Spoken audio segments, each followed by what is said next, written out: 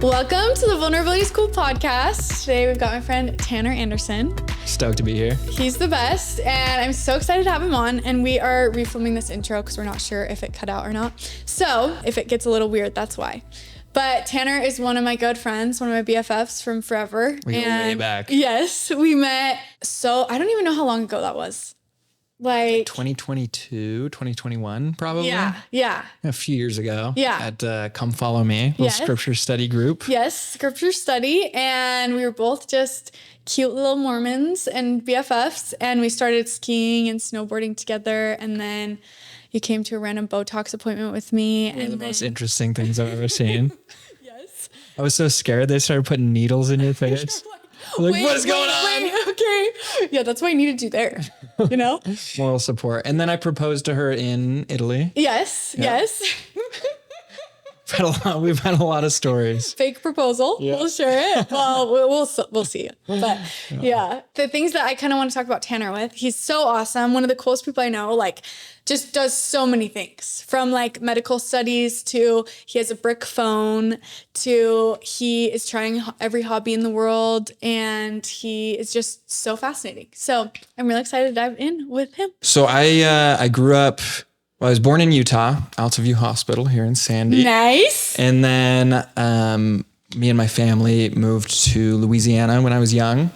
And so lived in Louisiana for like 4 or 5 years. And then, wait, sorry, I have to interrupt you. One of the best things about you being on this podcast is that your bio on Instagram is deleting my mental health for social media. Yeah, to focus on my social media. Yeah. So Yeah. funny. Which is true.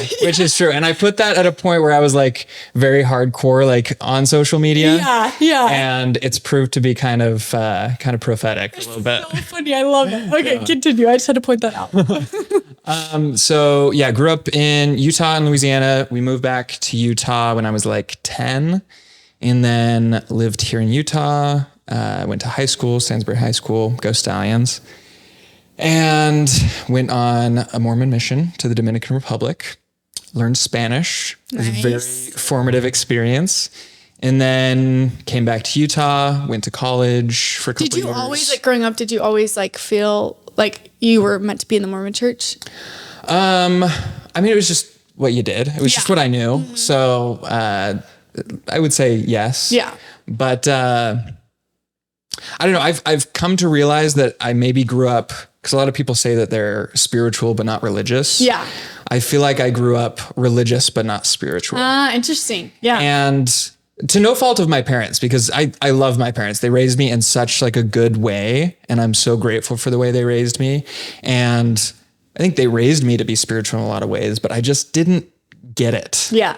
Growing up, I just like church was what you did on Sunday. It was a lifestyle. It was everything, but it was just like a checklist of things that you did.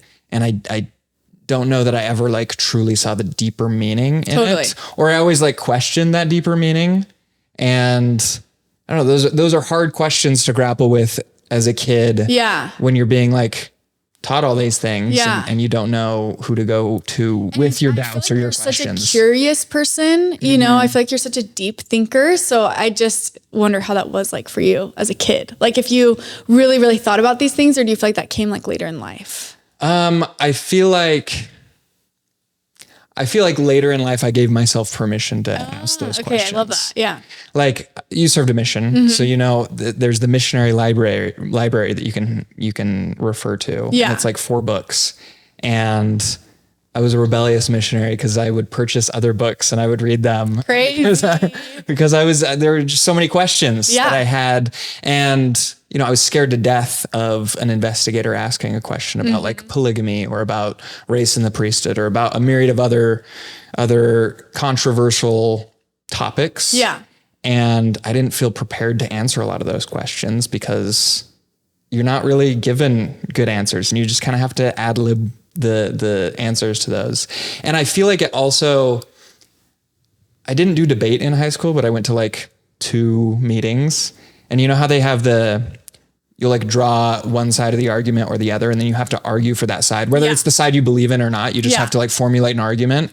I felt for a long time like I had drawn the harder argument and was having to defend that for no other reason than that was the side that I'd picked. Not that I necessarily like fully Wow. was committed to that side. Yeah, I love that. And I don't know, later in life, I just kind of gave myself permission to look at things the way I felt that they were rather than what I felt pressured to argue for.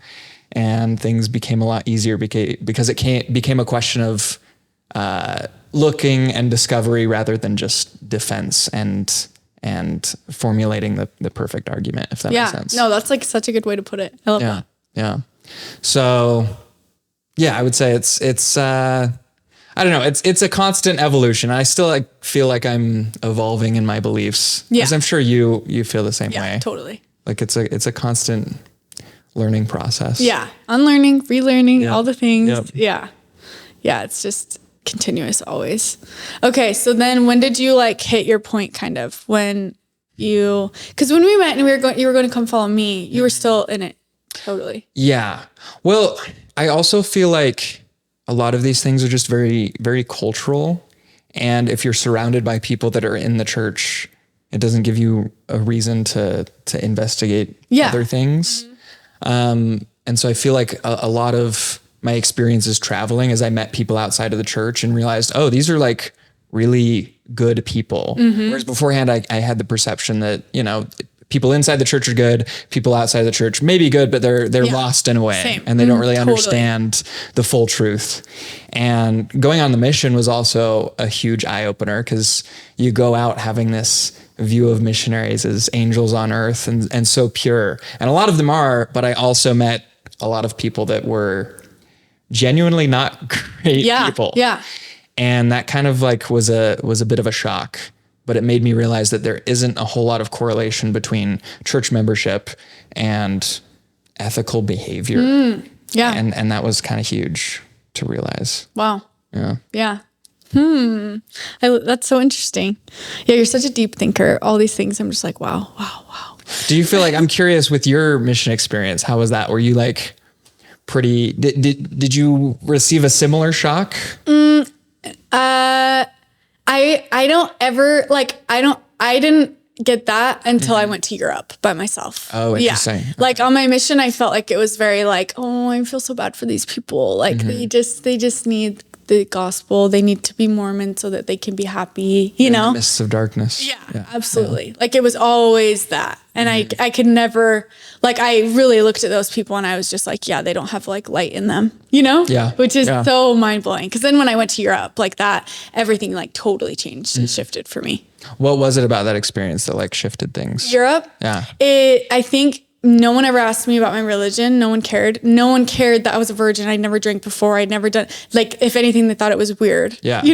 But they were just like non-topics. It was like, you don't even. It just didn't matter. Like people weren't so concerned about like my underwear, like garments or like people like, I feel like they just saw me for who I really was. And they weren't so focused on like these little random things that I'd been taught my whole life. You know what I mean? Totally. Did you feel that? Yeah, definitely. I feel like, I don't know, just, you do focus on certain specific things. It kind of reminds me of, I should say I've gone through an evolution where I feel like in leaving the church, I kind of rejected a lot of the previous beliefs that I had. And I've since been going through a process of coming back around and not wanting to throw the baby out with the bathwater. Yeah. And be like, okay, there are a lot of good things that come from this. Yeah. And looking at any religious tradition or worldview system, it's like there are the good things and the bad things. And you can kind of like pick and choose the ones that work for you or the ones that like work with where you're trying to go and who you're trying to be. And I think one example is like Jesus. I love Jesus. He's one of the coolest people in history, whether you believe him to be like the divine son of God or just like a radical preacher at the time. Like, he had a lot of cool teachings. And one of his teachings was, okay, there's the letter of the law and there's the spirit of the law. And you guys are so focused on the letter that you're losing sight of what the spirit of the law is. And I feel like with the focus on, garment wearing and all of these cultural signals, people are focusing more on the letter of the law than the spirit of the law. Totally. Just like being a good person and being there for your community and being kind and loving. And like, for me, that's the core of what Jesus was teaching. This is so interesting that you're bringing this up because we were just talking about my foot zoner and her name's Shay and she like, it's all about God and Jesus Christ and is Christian. And I am like, I don't really know. God, the word God, like that name, like kind of triggers me, just because I think about the Mormon God. And so I'm very closed off to it. Like when she's foot zoning me, she'll like say, cause she's like a spiritual healer too. So like she'll talk to you about different things or like she'll tell me like, there was this one time I got like full body chills and I didn't know what was going on. And then she said like, this man from your mission is one of your angels and he's here and he died on my mission. So it was just like crazy. Wow. And so then it was like things like that I couldn't deny, but like I also couldn't coordinate that with God. So now we only talk in my foot zone session about angels, but I've been so closed off to that because anything to do with like anything that involves Mormonism, like I've just felt like you're trying to manipulate me. Like anyone that's talking about this stuff has an agenda. They want me to do this and this and this. Yeah. But like for me, she's like, I want you to know I have no agenda. And like these, like you experienced this person, you felt them. And like, she even like, like I described to her what he looked like. And then I showed her a picture of him. She started crying. And she was like, that's who I saw in the room. Like it was so crazy. Whoa. And I'm like, how can I deny that? Like obviously there's something there, but I'm trying to find like bridge the gap between like, it doesn't have to be one or the other. Totally. Like there is a middle ground. You know what I mean? Because it's triggering. It's a little triggering. Yeah. So there's like so much to work through, but also like, yeah, Jesus Christ was such an amazing person. Like I totally feel that and like believe that. And it's like crazy, like trying to re-navigate all of this. Yeah. But it's exciting. Totally. It's fun. Totally. Yeah. And I just like that. So I was traveling through the Middle East sometime last year and I went to Abu Dhabi and there's this mosque there, the Sheikh Zayed Mosque. And on the wall, so in Islam, they're not allowed to depict like figures because of, the ban against worshiping idols. And so they have a lot of calligraphy and they have a lot of like geometric patterns and it's beautiful. And on the wall of the mosque, they have 100 names for God. And I love that idea that there are 100 names for him because the whole God thing it's literally something undefinable. Like try and define God. Yeah. If you ask 100 people, you're going to get 100 different definitions and everyone has their own conception of it. And so growing up, I feel like I had like one specific conception of it. And it was a very literal conception of, okay, God is an old man, bearded in the sky on a throne. And I was taught that in a very literal way. And I've since kind of come back and viewed it in a very metaphorical way in that, okay, God is an old man. He's wise. God is wise. He sits on a throne. He's powerful. Like he's above us. He sees things that we can't. Yeah. And I don't know. I just think there's something about the mysterious, undefinable, or call it the universe or call it whatever. I think people call it different things, but God is, God can be so much. Yeah, it's so true. And it's like, I know that there's something and I know that that's there. And it's like, I know that like the best word we have is like God or the universe, but almost God feels better to me to say. But in the same time, my brain, it's like, I'm fighting my brain. Like, I'm just like, it's like just tricky, Totally. Yeah. Totally. But that's cool that you're like relearning things or like allowing that into your life. It's fun to play with these old ideas because labels are tough. But of course, we're going to have labels because language necessitates it. Right now, I would consider myself like a Christian agnostic in that I don't necessarily believe in like the literal truth of the Bible, but I do believe that there's so much metaphorical truth hidden in there and in other ancient texts as well. Yeah. Because it makes sense that like people through time are going to have stories that relay metaphorical truth and they're going to pass that on. Totally. And then as they pass that on, it's going to be canonized in scripture and then people start taking that literally. But you look at these stories and so many of them like have real truth, but you can't take it literally. Yeah. No, I totally agree. Yeah. Yeah, that's so funny. Also, my foot zoner today was like, I really want you to just try and read the Bible, like, but from a different perspective. And I was like, not yet. My favorite, do you have a favorite Bible story or scripture story growing up? I'm like the worst with history, but my favorite story was when they were going to cut the baby in half. Do you know what I'm talking about? Yeah, King Solomon? Yeah. That was my favorite story. That's a great one. Because we had like the cartoon version of everything when I was little and I would just watch that one and I'd just crying. Wait, like the Living Scriptures? I think that's what I don't remember. I loved those. Yeah. They were so the good. best. Yeah. They really helped me like understand everything. Yeah. So that was my favorite. I was like, good the one. baby cannot be cut in half. No. So. And the true mother was like, no. Yes. Yeah. And then you could see that she was so genuine, you know? It's like, this is beautiful. Kind of genius. Yeah. Kind of genius. Yeah. Okay. When you left for Europe, because how long were you in Europe? When? Oh, that summer. Was that your first time in Europe? No, because in 2019, this was post-mission, I lived in Portugal for a summer. Oh, you Just, did? like, worked at a little hostel there. Cool. So I was trying to learn Portuguese. Best summer of my life. Wow. So fun. Yeah.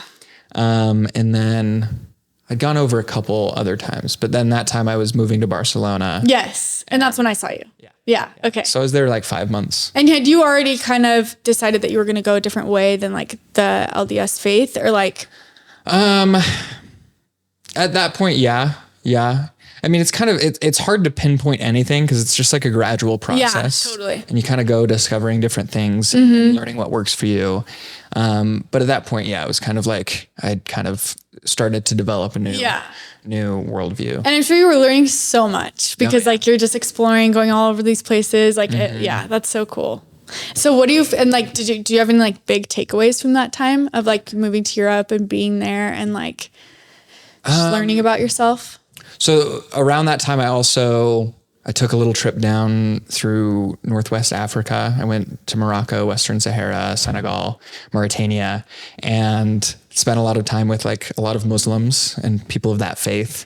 And then in Europe, a lot of secularists, a lot of Catholics, and honestly, religion has just always fascinated me. Yeah. And this is so cool that like you've done all this and met all these people and like, been able to explore all of it. Totally. And I'm a very curious person, like, just like you.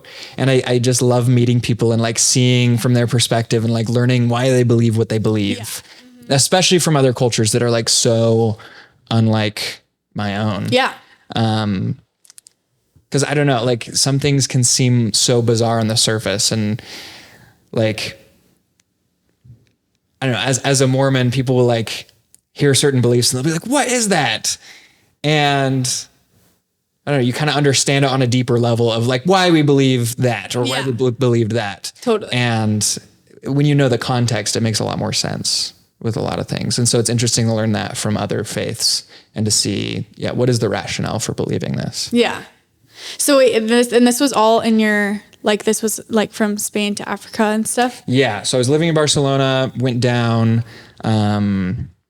through Morocco, Mauritania, and that was a wild journey. I ended up riding, like, have you seen the iron ore train that goes through the Sahara? Yes. Of course I've seen this video. It was like the wildest experience of my life. Yeah. And met some of the coolest people ever. Like met this Moroccan family that took me in and fed me camel, and camel is like the most delicious meat you will ever have. It's just so tender. Wow. And I didn't speak a lot of Arabic, especially not Moroccan Arabic. Yeah. And they didn't speak a lot of English. So we're just like, how did you dealing meet them? with this language barrier. I met this kid on a bus and he like spoke a little English. So we started chatting with each other and he was like, come stay with my family. So I was like, okay. That's so cool. Yeah. Yeah. And it's just fun to see like where the wind takes you. And you just meet the coolest people. And have you read The Alchemist?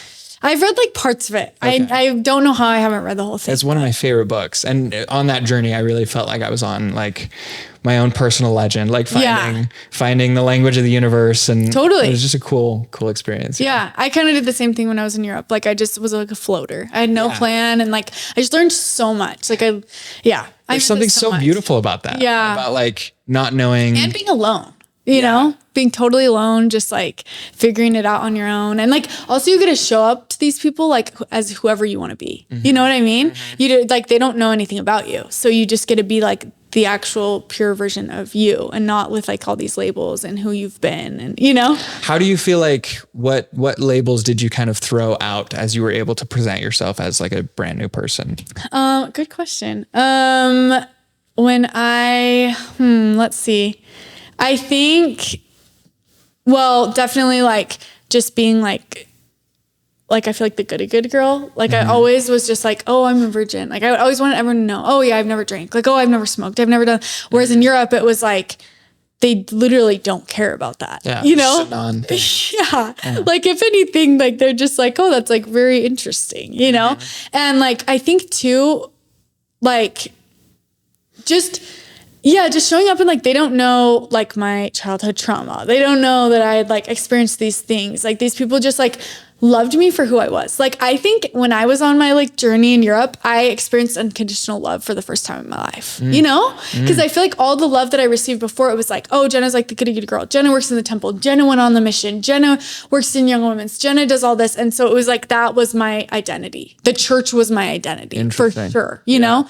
Also, because like, I feel like growing up, it was the only like stable thing I had in my life. So I clung to it so hard. And then like when I went to Europe and I was able to just like, I really feel like I totally discovered myself, you know, and like still am for sure. Totally. But like that was such, and it's so funny like now. The start of the process. Yeah. And now being here, I'm like, oh, I need to go back to Europe and find myself again. You know, like, do you just crave it? Like, I just miss it so much. Yeah. Well, I do love it out there, but I think I've also gotten to a point where, I don't know, I've searched for novelty for a long time.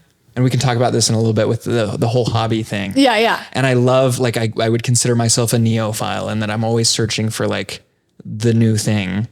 And that's been great, but it's also brought a lack of stability with a lot of things. And I think now I'm reaching a point in my life where I'm like looking for more stability and less novelty. And like novelty will still be a part of that, obviously. Yeah. And I think you needed that too, for sure. Yes. You know, like I think you'd got it out of your system a little bit. Probably. Yeah, like shake it up. Yeah, yeah. And then like see where everything lands. Yeah, totally. Yeah, that's so cool. Yeah.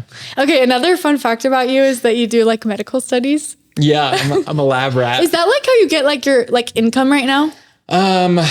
It's one of the sources. Okay. I don't know. I haven't had like, well, yeah, for the past 5 years, I've just kind of jumped around and done different things. I was making money on TikTok for a bit. Yeah. I was doing the medical studies. I was doing like DoorDash, and Clayton and I started a business and sold that. Oh yeah.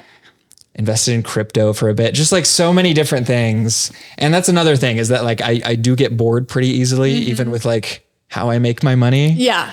So I would also like to find a more stable way of making money that you enjoy. Yeah, totally. But yeah, the medical studies have been fun. You'll just like disappear and I'll be like, where are you going? Where's Tanner? He's like, oh, he's doing a medical study. I'm like, oh, here he goes again, making his money. Just a great way to make some quick cash. Really, I'm like impressed with how much you make doing that. Yeah. You know? I'm just a big supporter of big pharma.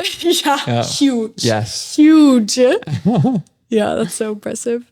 Okay, so where do you feel like now you're at on like your spiritual journey? Like I said, I think I went through a time period where I kind of eschewed a lot of my former beliefs and like kind of stepped away from that. Yeah. And now I'm to a point where it's been long enough that I feel like I can come back and approach it with clearer eyes and look at things and reevaluate and just say, okay, what parts of this do I still want to keep or keep investigating? And just becoming more spiritually inclined. But so I'm very interested in sociology. And there's this sociologist named Ryan Burge who wrote a book called The Nuns, and Nones, not Nuns. Okay. And he talks about how in America right now, we're seeing like a decline in religiosity, an increase in secularism. A lot of people are leaving churches, and he's wondering like, where are they going? And previously it was people would leave one church and join another. And now largely people are not involved in like religious organizations. Yeah. And it's approaching like a high percentage of the American population. And these are like the religious nuns. And a lot of people, when they think of these individuals, they think of atheists and agnostics, but that only accounts for about 13% of the total nuns. The rest of those people are just nothing in particulars, no religious affiliation, but they consider themselves some level of spiritual, but not religious. But those people don't have like institutions to go to. Yeah. And so I'm trying to figure out like how can we help these people like find a place to go where they can talk about spiritual things. Cause I think it's really important that they have the opportunity to, cause I think that's inherent to the human condition. Yeah. To like discuss spirituality. That's something I love about the church is that I feel like always learning. And it's crazy because we just read like the doctrine that'd been around forever, but I would always be learning something new. And then being able to talk to people about it, it was like so powerful. Yeah. And you rehash it and you figure out how to apply it in your daily life. And it's a beautiful thing. And to have somewhere to go every Sunday and like know your friends are going to be there, know you're going to see them. Like I genuinely miss that. Yeah. That's one of the biggest things I miss about like being a member of the church. And so right now I think I'm trying to find areas where I can like find a replacement for that. And one of the places is like the Good Intentions Club, the little yoga we go to on Sundays. Yeah. It's been great just to like go and do some yoga with people and do a little river dip and then just hang out and chat after. Yeah. And that's like filled a big hole that I've had for a while. Same, honestly. And I always feel like every time I go there, last podcast episode, I talked about microdosing, but every time I go there, I literally feel like I like microdosed or like was on some type of drug. Cause it just like a spiritual high. Yeah. I'm totally on a spiritual high because I'm like, oh, I really needed this, you know? And like everyone does. Yeah. And short plug for our guy, Josh, the Good Intentions Club. There's yoga every Sunday at 11 at Sugar House Park. So you guys got to come. Be there or be square. Yes. It's the best. It's really the best. It really is nice. Yeah. Yeah. So yeah, I mean, that's one of the ways I feel like I'm trying to renegotiate my spirituality. I've tried to like, I don't know, I've just been experimenting with a lot of things and seeing what works. Cause like prayer, for example, most religious traditions have some form of prayer or meditation. Yeah. And that's something that I miss. So I've tried, my replacement has been every morning I'll write 3 pages of just like stream of consciousness. The Artist's Way. Did yes. you read that? The morning pages. Yeah. The morning pages. Yeah. And it's been beautiful. Actually, yeah, that is amazing. And okay, sorry to interrupt. Go for it. Someone shared this like reel on Instagram the other day. It's like it's like a Mormon podcast.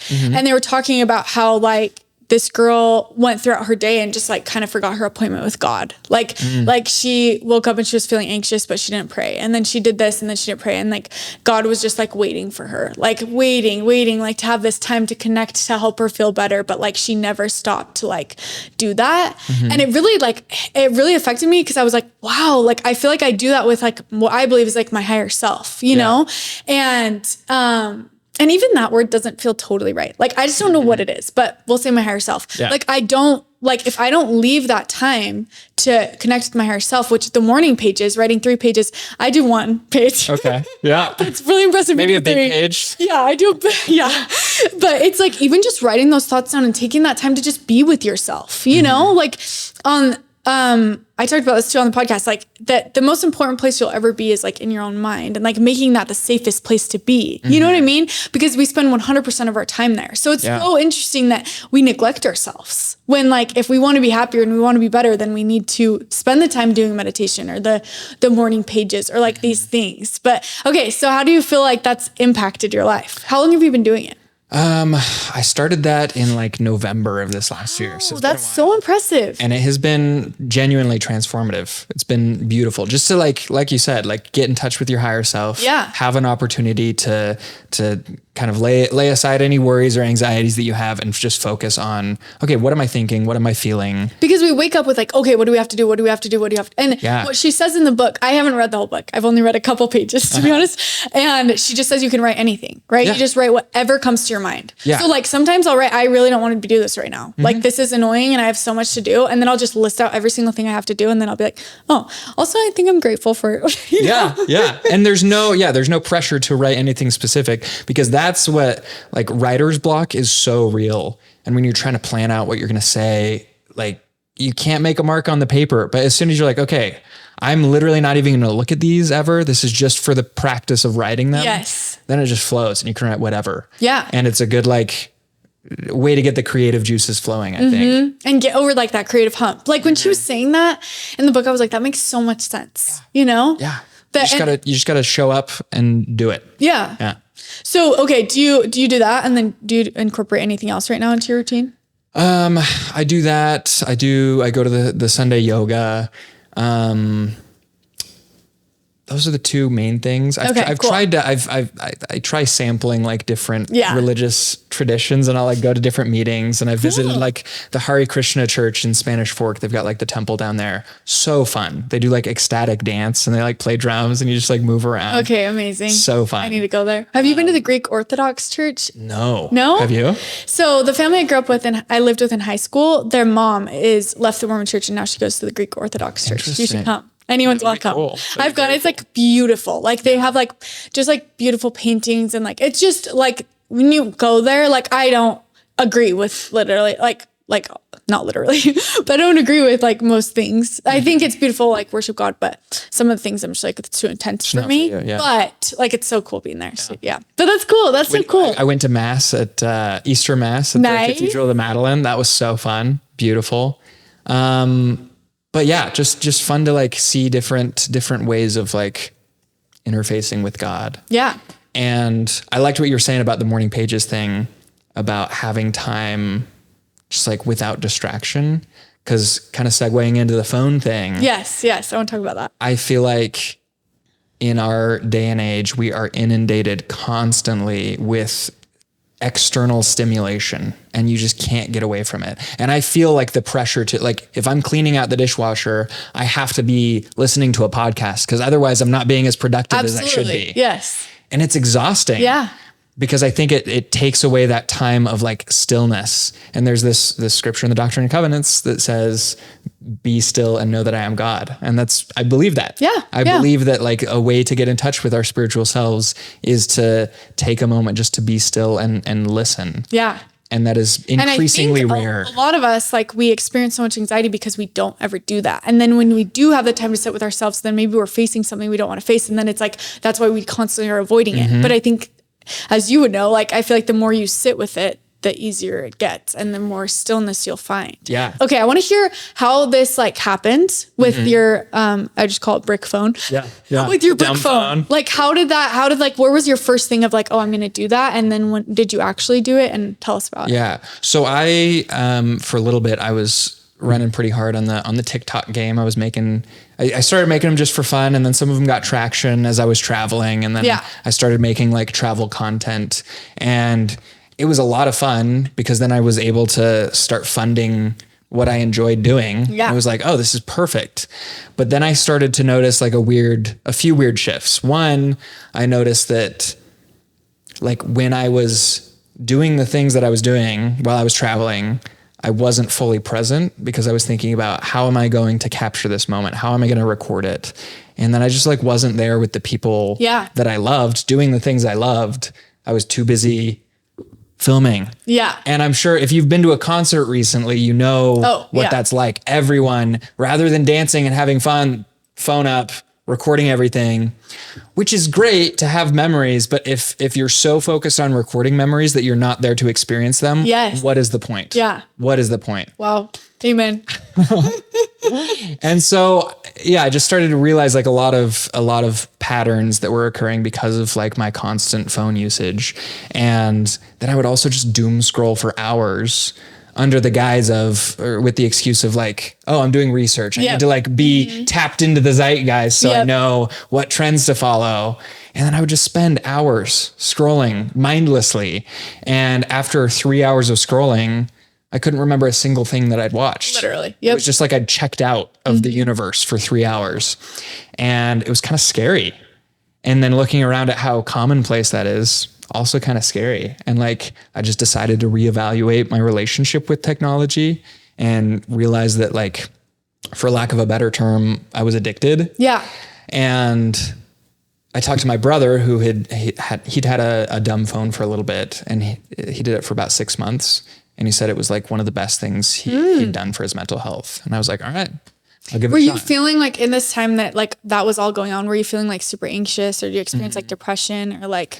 Yeah, a lot of anxiety. Also, like, I don't know, you form, I wrote an article about like parasocial relationships, and that's like a very interesting concept of like being friends with people online that you're not actually in contact with.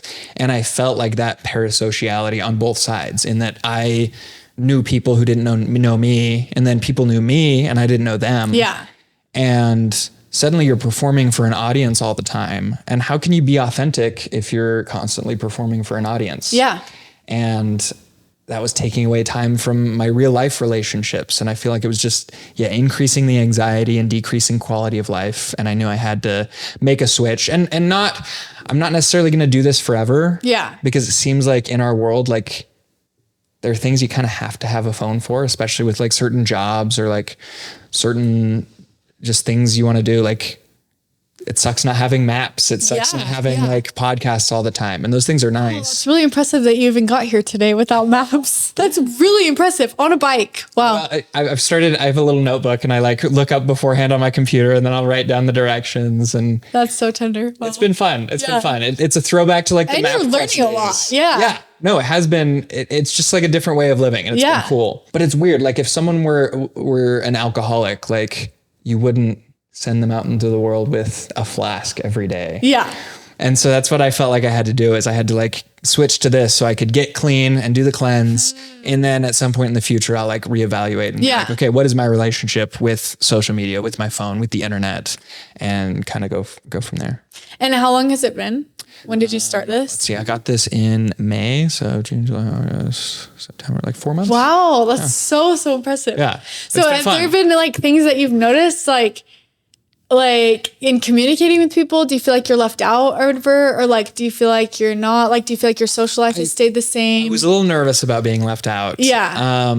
It has been interesting to see in groups of friends when everyone's hanging out. Like I've just taken notice of like people's patterns of activity. Yeah. And we almost treat these things like vapes.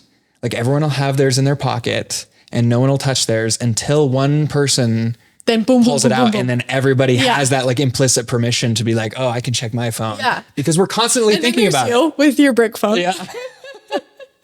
I've started reading in social situations, which is so pretentious and I hate it. Yeah. But it's like, I don't know. What are you gonna do? Yeah. But yeah, I think we treat them like social pacifiers in a way. I am actually addicted to my phone. Like I really everyone is. And my screen time will be so high sometimes that I'm like, oh my gosh, like what in the world? I just wasted like 6 hours, 7 hours all day on my phone. Insane. Like, are you kidding me? And that's every day. Yeah. 8 hours sleeping, 8 hours on your phone. And you know what I really feel like? I feel like I'm like, when I do that, like I'm not thinking about this in the moment, but looking back, I'm like, I'm trying to escape my life and live through someone else on social media who is also not living their life. They're on social media. Yep. You know what I mean?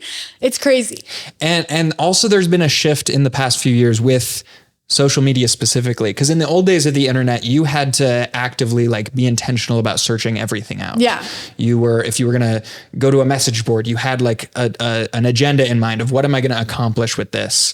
But a lot of social media is now algorithmically sorted and it just gives you exactly what it knows that you'll want and be interested in.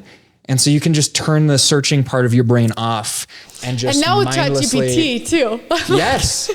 And it takes consciousness to the lowest common denominator. Yeah. Where you're not even like thinking for yourself. Your thoughts are being outsourced to some company in Silicon Valley.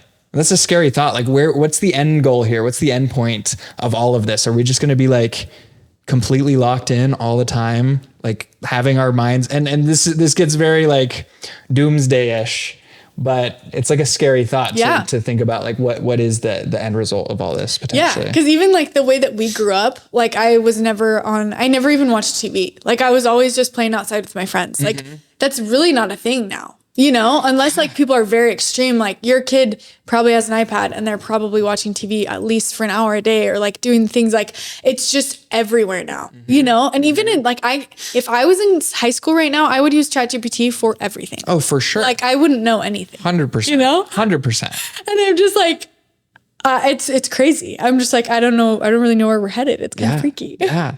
And like, I read a study recently where iPad kids are less likely to respond to like, or they'll be less likely in conversation to express with their face because they're not used to that, because they're used to interfacing with a screen where they don't have to, it's a one-sided conversation where it's just constant input and zero output from them. Yeah. And I don't know. I think that's going to have some effects in the way people communicate with each other. And it's interesting too. Like I wonder like the effects on us because like our parents didn't have TikTok. Like when they were our age, they weren't like they literally weren't on social media. You know what I mean? Like it's just so different, you know? I think that brings a rise of like flake culture. You know, people didn't used to flake for things, but now it's become so easy because you used to say, okay, I'm going to meet you here at this time. We'll all be there. You showed up. Now, if you set up a date with someone 5 minutes before, you can be like, and I'm guilty of this sometimes. If I like am feeling anxious or something comes up, text someone, be like, hey, I can't, sorry. And it's like too easy to flake out, and it decreases time spent with each other. And it's way easier to just stay on your phone, do things on there because that's always there. It's always available. And just real life relationships are becoming increasingly uncommon. And it like makes me want to cry. Like it makes me so sad that like this is becoming the norm. Yeah. Yeah. And I want to be like, oh, like it's not that dramatic, but it actually is. You know what I mean? It is. Like it's so sad. Like, especially when I'm feeling anxious, like I really try to catch myself and I'm very hard on myself, but like I do catch myself like getting on social media and I'll just scroll and I'll just go to memes. Cause I'm like, oh, that will make me laugh. But like, I'm not connecting to myself. I'm not sitting I'm not taking that time to connect with my higher self. I'm just scrolling like immediately too. Like I'll wake up and I'll look at my notifications on my phone. Like who needs me right now? What's going on? What do I have to do today? Like, and it's like, I wake up and immediately go into anxiety mode. So obviously I'm probably going to feel that way all day, you know? I don't want to wake up and check my email. Yeah. That's like the worst possible start to a day. Yeah. Yeah. And yet I do it every day. Mm-hmm. And yeah, it's exhausting. It's so sad. And so I'm wondering like, where does this go? Are we going to continue heading down this path? Or as a culture, are we going to like start reevaluating the way, like our approach to these technologies and how we're gonna treat them in public spaces? Everyone could really understand the effects it has on us, and like everyone could understand, like each individual person, you are losing this much amount of your life to social media, like this many years. Like, are you okay with that? Like, if everyone could just evaluate that, like for sure, I would be on my phone way less, you know? Like, and I do think about this every day. So I am on my phone less and less, but it's still just like, it's just taking over. It's so sad because it's like doesn't allow us to fully be ourselves. And then like it comes like the comparison piece where like you get on and then you're comparing your life to these people that like, even though they're probably not even happy, you know, there's been so many times I've posted on social media, I've posted a podcast reel or something. I'm like literally cried that morning and I'm not having a good day at all, but I know that I need to post. So I just post. And then someone can look at that and just be like, oh, Jenna's so happy and her life is perfect. You know? Totally. And that's not the reality at all. 100%. And then I feel like there's this pushback of like, okay, we need to bring authenticity to social media, which is great. But I also think that like it's a different kind of authenticity because anything you put out on social media is inherently performative. Even if you are being very, very real, there's an element of this is how I want to be seen. Yeah. And in real life, that element exists, but it's a little different. It's a little harder to control. Yeah. Which I think is why so much social anxiety exists, because people are used to interfacing on the internet where they can have that element of control. And then they come out in real life and they lose that. And that's scary. That's staring at yourself into the abyss. And that is a frightening thought. Yeah. But I think it's necessary. It's just life. Talking about this too, it makes me think about like plant medicine and why I love plant medicine so much. And I think it's for that reason, because when you go into like even like smoking a little bit of weed or like taking a little edible, it just like kind of removes me from this. And I kind of like, I'm just at peace. I don't feel the need to just like scroll on my phone. I'm just like content with where I'm at.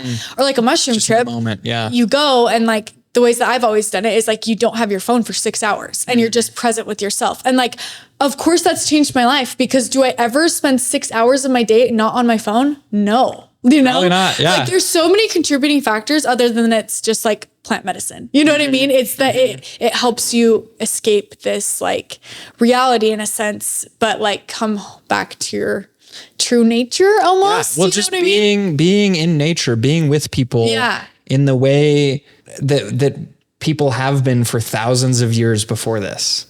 And we live in such a strange time where so many things are different and we haven't seen all those shifts because we grew up with the internet. Yeah. We grew up.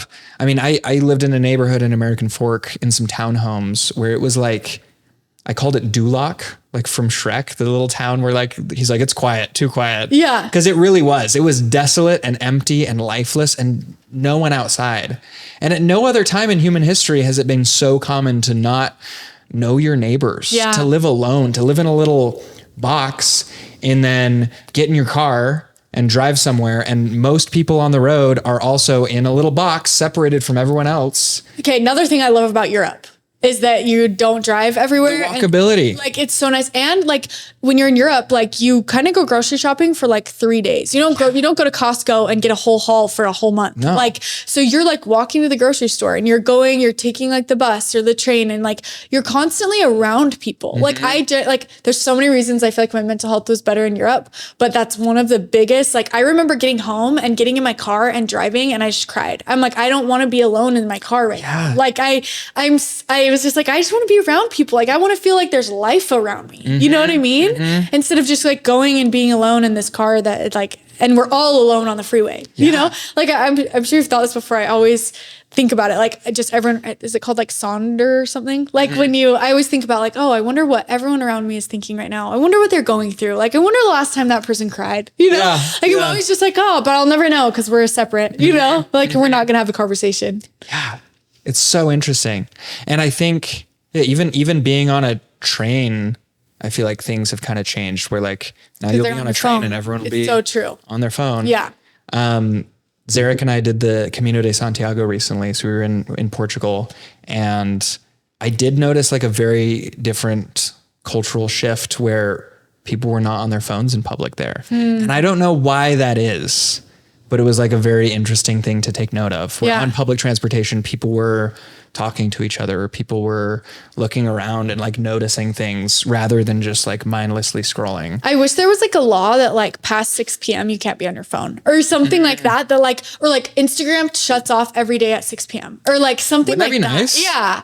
Cause I think I saw a reel about someone saying they like turn off their phone after 6 p.m. And I was just like, that's so beautiful. Like, can you imagine the connections we would have if we just did that? That'd be great. Okay. Another thing I think is so incredible about Europe and why we both love it so much is like people that we would meet are like in hostels. They're exploring their life. They're not just sitting in a hostel on their phone all day. Like they want to go out and do things and you meet all these people and you're just constantly moving. And like that was such a beautiful aspect of like my time there. And just, I think it just attracts a certain kind of person that is interested in doing that. Totally. And yeah, I agree. It's just like a beautiful thing. It's like my people, my tribe. Yeah. I know. And like it just, anyone you meet, you just become like best friends. Yeah. Like I remember there was this point when we're all on the beach, like all these people from my hostel. There's like a guy from Australia, a guy from Portugal, a guy from like Spain, like all over the world, a guy from Africa, like all just were eating pizza on the beach in Nice, France together. Like it was beautiful. crazy. That's beautiful. I just like looked around and I was like, this is the most beautiful thing I've ever experienced in my whole life. And to just meet these people and be like, you are just like me, but we live in completely different worlds. Yeah. You know? Yeah. And it's like, yeah, the connections of the modern age are like, those things are now possible through like globalized travel. And like you can meet people from across the world and you can meet friends on Instagram and you can connect with them. And there's so much good that can come from these things. But at the same time, it's like also decreasing a lot of the quality of our connections. Yeah. So again, I just think like we need to reevaluate what is the purpose of why we're doing this? Yeah. What do we want out of it? And understanding that like our cell phones, it's an actual addiction. Like it is an addictive thing and it is something that we need to take seriously instead of just like, oh, like, yeah, my screen time was up, whatever. But it's like your brain like is just craving that like dopamine that you get from scrolling and fan. But then like all of the negative that comes from that too. Like, yeah. Yeah. And it's not just that it happens to be addictive. It's that it's engineered to be that way. Yeah. And it's just like a dangerous. Like, it's almost like you have to ask yourself, like, do I have control over my phone or does my phone have control over me? Yeah. You know? And more often than not, it feels like my phone in my circumstances, my phone has more control over me. Absolutely. And yeah, hence this, I'm trying to take back control of my own life, which it feels good. It feels good. Do you feel like a total shift in your life? Yes. That's cool. It's been massive. And just the way I approach like my day and I get up and I write my morning pages and then I don't know, I just feel a lot more. Do you feel like you have more time in your day too? Yes. Do you remember, that was one of the biggest things on the mission because that was one of the times in my life where I didn't have a phone. I had a flip phone back then too. Yeah. And the days were long. It was like, I have so much time to do so many things. And yeah, it was like, it's been nice to have that again. Yeah. There's so many days that I spend way too much time scrolling on my phone and I'm like, holy shit, like it's the end of another day. Like I'm going to have to like wake up again tomorrow already, you know? But it's because I spent my whole day on my phone. Yep. And it's like, wow. Like I literally, even this summer, like I hate to admit this, I've been in the mountains like twice, which I used to go hiking all the time. But now it's like, no, I have to get so much work done. I have to be on my phone. I have to make these reels. I have to do these things for vulnerability school. I have to like, da da da. But then sometimes in my mind, like, I don't know if you ever had this, but like, I'm like, the more content that I post, I am encouraging more people to get on social media. Like I hate that thought. And that's been like a moral quandary I've been trying to deal with, because I kind of took a step back from posting on social media because I felt like I'm just contributing more content to this content machine. Yeah. And not that I wasn't putting like good stuff out there. I think like a lot of it was very positive and that can like contribute to helping people in their lives. But a lot of it was neutral and, you know, just mindless content that people were going to see and then scroll past and keep going. And so I think people just need to be more intentional with what they're putting out there. It's like so true. What message am I sending with this? Yeah. And the unfortunate thing, Wow. little thunder. The unfortunate thing with social media is that it rewards the provocateurs, those who say the things that are going to get like a wild response. Absolutely. And I don't know if you've felt this, but like rage baiting is a real thing. Like people will misspell something in a caption or they'll say something intentionally controversial because they'll know that that'll give them comments that then will boost the algorithm and get them pushed out to more viewers. Yeah. And I felt that push as like a content creator or influencer or whatever to like start doing that so that I could hack the algorithm. Yeah. And I don't know. It just like, is that really what we want? Is the lowest common denominator of human attention controversy? I don't know. Yeah. It's crazy. Yeah. I really respect you so much for doing this because that's got to be really hard. Because especially if you're like addicted to your phone. It was hard for a second, but it's been, again, just very rewarding. I remember too, like even going to girls' camp in high school and stuff, like going and be like hard the first day and then you were off your phone for the whole week and you just felt incredible. Yeah. And then it was like, oh, this is real life. Yeah. Yeah. Crazy. And you just like notice things around you. That's so cool. Okay. I want you to tell us about your hobbies. Like what started all of that? Was it just like something to get started on TikTok, like that you knew would catch attention, or was it like? Well, it was kind of like what I was saying earlier. Like I'm a neophile. I just love like trying new things. And so I was already making like the travel videos and I was like, oh, like I do a lot of different hobbies. It would be fun to like share my process with those. Wait, tell us which ones you've done so far. I mean, maybe there's too many, but let's see. Skydiving. You got my skydiving license last year.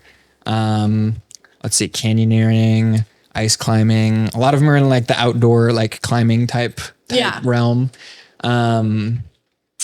What else? Snowshoeing. Some guy invited me out to California to do, have you seen the tramp wall?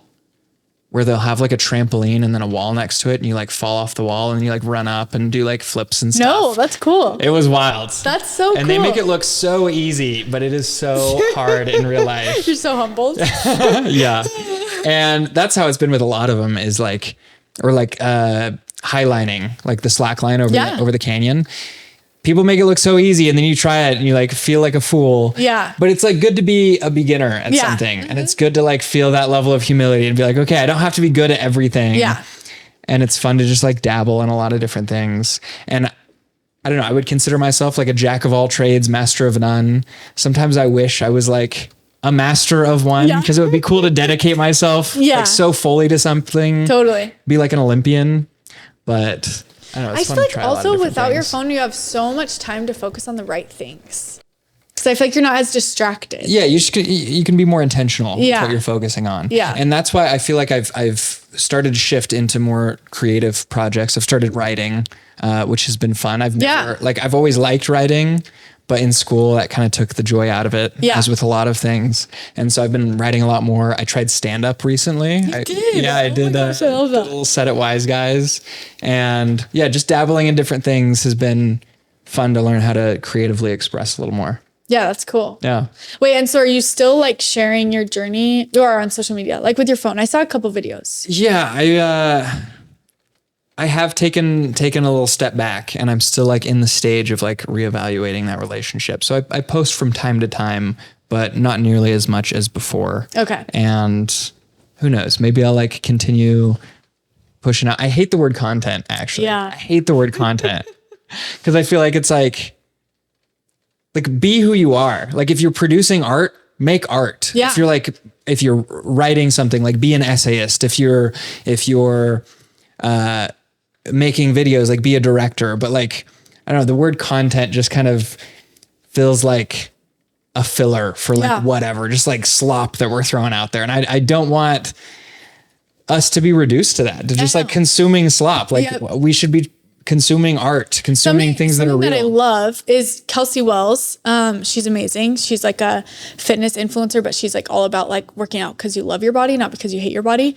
But she spoke at this conference and I was there, and she said, the one thing that stood out to me more than anything throughout this whole conference was create more than you consume. Ooh. Create more than you consume. And I was just like, oh my gosh, like I needed to hear that because like, I think I'm so focused on like consuming, like you said, spending 3 hours on TikTok to get like, some ideas of what you can post and then forgetting everything. But like when you're writing your 3 pages every day, that's when you're getting your downloads. That's when the light is coming through. It's not when you're scrolling on TikTok, And so, yeah, that's definitely something I've been trying to focus on. Like create more than you consume. It's so hard though. Like sometimes I forget, of course. What's like your creative process? Okay. So like creating, one would be like this podcast, and then other things to like create, like things that I love doing. Like I love like painting, or I love doing like breath work.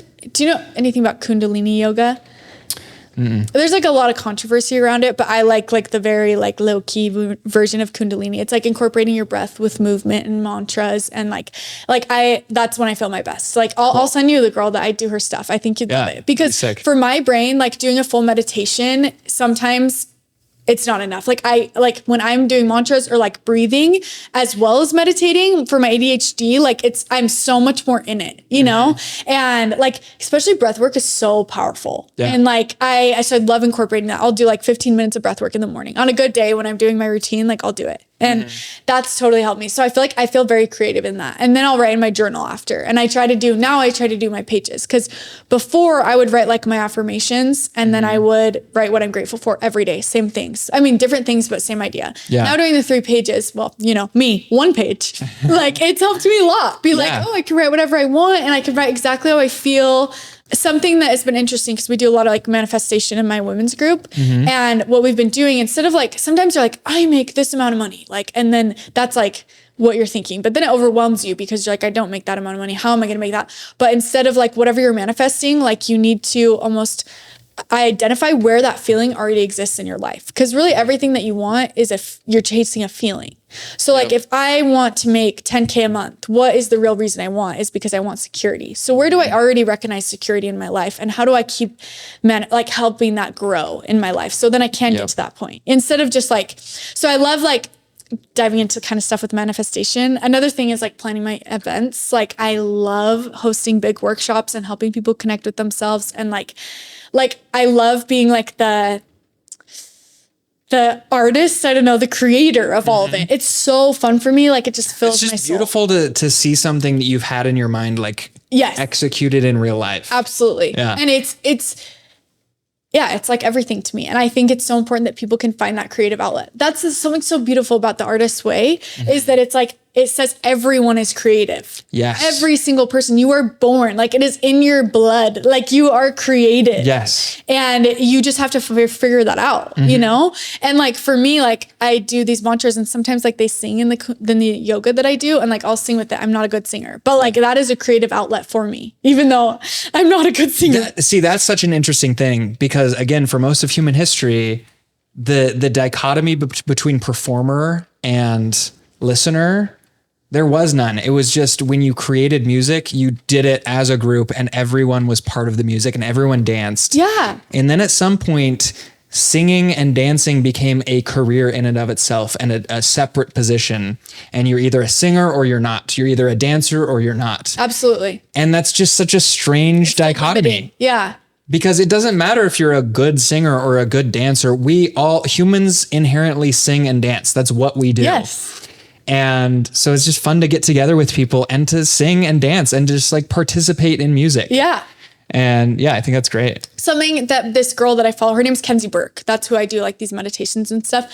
And also I follow another girl that does it. Her name's Amanda Norgard. So you guys should look her up. Look them both up. They're amazing. And Kenzie talks a lot about how like the first thing you did when you came out of the womb was like cry and scream, release emotions. So like a lot of her things, like she'll make you like flutter your lips, or she'll make you like pat your chest and you're like, like, and just like let it out, like let out the emotions, like, because they're stuck in your body, you know, like once someone taught you when you were little that it's not okay to express your emotions in that way, but that is your natural way of expressing this. Like sometimes in the meditation, she has you just stand up and shake your whole body, shake, shake, shake, shake, shake. And it's like almost to the point that's annoying, but you just have to get into it, and you're just like dance, and like, it's just like, you don't have to be good at it. You just do it. That's the way that your body functions. Totally. And I love it. Like, I love, sometimes in the breath work, she'll be like, okay, now scream, like let out any emotions, cry. And it's just like, wow, like we all need this space to express ourselves. And it's so limited because some people in the world have told us that it's not okay to do that. Yeah. But it's like, don't cry. Stop crying. Yeah.